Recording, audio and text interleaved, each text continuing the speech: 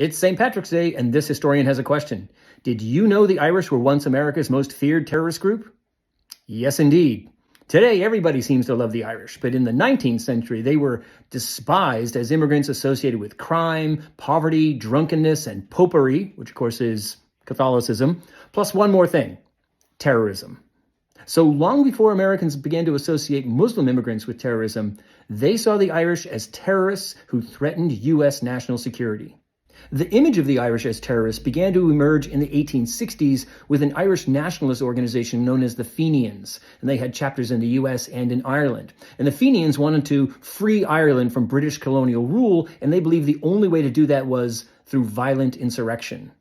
Get this, in 1866, an army of 1,000 Irish Americans invaded Canada, which at the time was a British holding, in order to trigger a US-Britain war that would allow Ireland then to rise up and free itself.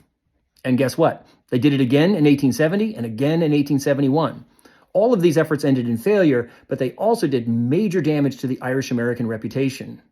After that, the Fenians lay low for a while, but in the early 1880s, using money largely raised in the United States, they launched a campaign of bombings all across Britain. In all, more than a dozen targets were dynamited. They also used that money to build a submarine in New York City called the Fenian Ram, which was designed to sink British ships. They actually never deployed it. And in 1882, radical Irish nationalists assassinated the top two British officials in Ireland, stabbing them to death in Dublin's Phoenix Park. Not surprisingly, this generated a lot of harsh criticism of the Irish in America. The New York Times denounced the Fenians as Satan's henchmen for, quote, carrying out wicked plots against life and property. Political cartoons in this period often depicted the Irish as terrorist bombers. Eventually, Americans shifted their fears of immigrant terrorists to German immigrants in the 1880s and Italian immigrants in the early 20th century.